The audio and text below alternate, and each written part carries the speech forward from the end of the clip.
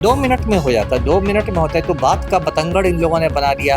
उसके बाद देखिए एक एफआईआर हुआ जिसमें रोशन आनंद को जेल हो गया और उनके भाई प्रिंस यादव पर भी वो एफआईआर हुआ। उसी से बचने के लिए वो नेपाल भागे जहां उनकी मौत हो गई।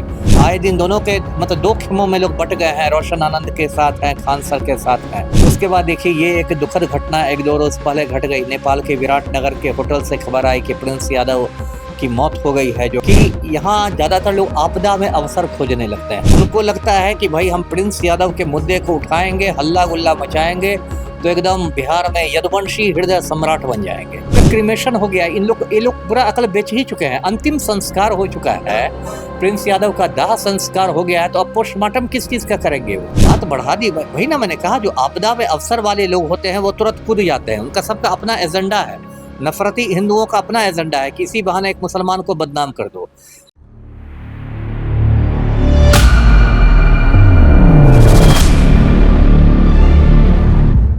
नमस्कार, वॉच न्यूज़ देख रहे हैं आप। मैं हूं आपके साथ प्रज्ञा। आज हमारे साथ बातचीत करने के लिए मौजूद हैं पूर्व आईपीएस अमिताभ दास। सर, पहले तो बहुत बहुत स्वागत है। बहुत धन्यवाद आपका। सर, ये जो 2 कोचिंग इंस्टीट्यूट का जो मामला है, बढ़ते बढ़ते अब इतना बढ़ गया है कि रोशन आनंद सर खान सर पे मर्डर का चार्ज लगाने की बात कर रहे हैं। कह रहे हैं उनको जेल के अंदर भिजवाएंगे क्योंकि उनके जो भाई हैं उनकी उन्होंने हत्या कर दी है। खैर, रोशन आनंद तो ये बिल्कुल गलत बात बोल रहे हैं, झूठ बात बोल रहे हैं। लगता है कि भाजपाइयों के सिखाने पढ़ाने पर ऐसी बात बोल रहे हैं। देखिए, ये पूरा विवाद है, बहुत दुर्भाग्यपूर्ण है। मैंने शुरू से कहा है, दोनों बड़े बड़े कोचिंग संचालक हैं। रोशन आनंद का ज्ञान बिंदु है, खान सर का ग्लोबल खान स्टडीज़ है। मुसल्लाहपुर में दोनों चलाते हैं। और अभी 2 जून की रात को दोनों में कुछ अप्रिय बातें हुई। कोई पोस्टर उखाड़ने, बैनर वैनर हटाने की बात हुई, अप्रिय थी। फिर उसका जो होता है एक तरह से बात का बतंगड़ बन गया। आपको लगता है कि दोनों जो इंस्टीट्यूट का जो बीच का मामला है, दोनों अगर आपस में बैठते तो ये सॉल्व हो सकता था शुरुआत में? 2 मिनट में हो जाता है, 2 मिनट में होता है। तो बात का बतंगड़ इन लोगों ने बना दिया। उसके बाद देखिए एक एफआईआर हुआ जिसमें रोशन आनंद को जेल हो गया और उनके भाई प्रिंस यादव पर भी वो एफआईआर हुआ। उसी से बचने के लिए वो नेपाल भागे जहां उनकी मौत हो गई। दूसरा एफआईआर खान सर पर हुआ जिस पर 20 जून तक गिरफ्तारी पर कोर्ट ने रोक लगा दी है। उसके बाद देखिए इस पूरे मुद्दे को लेके पटना में एकदम तनातनी हो गई। पटना लगता है एकदम पानीपत का मैदान बन गया है, युद्ध भूमि। छात्र आए दिन आंदोलन के लिए कर रहे हैं। आए दिन दोनों के मतलब 2 खेमों में लोग बट गए हैं, रोशन आनंद के साथ हैं, खान सर के साथ हैं।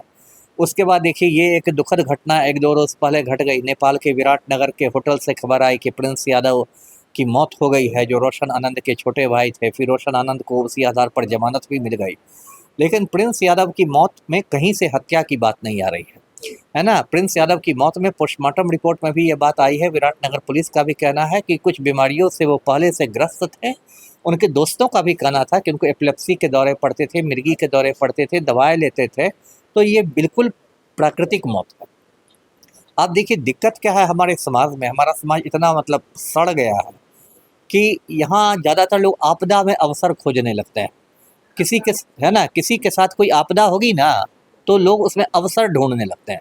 जैसे अब इसमें क्या हुआ है, जब से प्रिंस यादव की मतलब मौत हुई है तब से एकदम सोशल मीडिया पर आप देखिएगा इतना कचरा फैला दिया गया है कि खान सर को खान सर नहीं, फैजल खान को फांसी दो, फैजल खान जिहादी। फैजल खान तो उनका अपना एक्चुअल नाम है, लेकिन पूरी दुनिया तो उनको खान सर के नाम से जानती थी ना। 10 दिन पहले से उनका नाम फैजल खान हो। इसको जिहादी है, आतंकी है, ये है वो। अब इसे मैं बताता हूँ ऐसा हो क्यों रहा है। एक तो तबका है, नफरती हिंदुओं का तबका है, जिनको मुसलमानों से ऐसे ही समस्या है। मुसलमान मोहब्बत भी करते हैं तो वो लव जिहाद हो जाता है। तो एक बड़ा तबका है नफरती हिंदुओं का। तो उनको एक आपदा में अवसर मिल गया है कि भाई इसी बहाने ये फैजल खान की घेराबंदी करो, ये जिहादी है, आतंकी है, ये है, वो है। पूरा वो बकवास कर रहे हैं। नफरती हिंदुओं का एक तबका है। दूसरा तबका है जिसकी नज़र यादव वोट बैंक पर है। यादव वोट बैंक पर उनको लगता है कि भाई हम प्रिंस यादव के मुद्दे को उठाएंगे, हल्ला गुल्ला मचाएंगे तो एकदम बिहार में यदुवंशी हृदय सम्राट बन जाएंगे, है ना। जैसे मान लीजिए लालू के बेटे हैं तेज प्रताप। अब उनके पास सबूत कुछ नहीं है, लेकिन बोल रहे हैं कि खान सर ने हत्या की। तो क्यों बोल रहे हैं? उनसे सबूत मांगा जाएगा तो कुछ नहीं है, क्योंकि उनको लगता है कि इस बहाने हम हल्ला करेंगे तो हम यादव वोट बैंक हमारा मजबूत हो जाएगा, हमारी नेतागिरी चमक जाएगी। ऐसे और भी बहुत लोग हैं। हर कोई अपना अवसर देखने में लगा। वही है, आपदा में अवसर, ये बहुत गलत बात है। यदि प्रिंस यादव की हत्या नहीं हुई है और वो एक प्राकृतिक मौत है तो उसको प्राकृतिक ही रहने दीजिए, है ना। उसमें आप ये नहीं कर सकते हैं कि ऐसा हो गया तो मर्डर हो गया तो वो हो गया, तो ज़बरदस्ती की बात है। ये तो रोशन आनंद और उनके जो वकील है वो खुद कह रहे हैं कि दोबारा से पोस्टमार्टम होगा और दोबारा से चेक। इनके कहने से क्यों होगा पोस्टमार्टम? पोस्टमार्टम, अरे आपका क्रिमेशन हो गया, ये लोग पूरा अकल बेच ही चुके हैं, अंतिम संस्कार हो चुका है, प्रिंस यादव का दाह संस्कार हो गया है, तो अब पोस्टमार्टम किस चीज़ का करेंगे वो लोग? कोई आदमी इतना मतलब जाहिलों की तरह कैसे बात कर सकता है? बताइए। जब आप समझ रही हैं ना मेरी बात? जब प्रिंस यादव का दाह संस्कार हो गया, जब उनका शरीर मतलब पंच तत्व में विलीन हो चुका है, तब पोस्टमार्टम किस चीज़ का होगा? तो पता नहीं ऐसी मूर्खतापूर्ण, अब कुछ लोग मूर्ख हैं जो कह रहे हैं कि इसमें सीबीआई जांच हो। अरे ये बात भाई नेपाल की घटना है, नेपाल की धरती पर घटना हुई है, विदेशी धरती की घटना है। सीबीआई भारत सरकार की एजेंसी है, सीबीआई सिर्फ भारत के केसों की जांच हो सकती है, कैसे नेपाल की जांच होगी? मतलब जिसको जो बना रहा है ना वो लिख रहा है। और मुझे याद आता है 6 साल पहले की बात, ऐसे ही सुशांत सिंह राजपूत ने आत्महत्या कर ली थी, बिहार के ही रहने वाले थे, और उस समय भी ऐसे ही लोगों ने रायता फैलाया। उनकी गर्लफ्रेंड थी कोई रिया चक्रवर्ती, अब सब ने लिख रहा रिया चक्रवर्ती को फांसी दो, रिया चक्रवर्ती को उम्र कैद, रिया चक्रवर्ती को फांसी।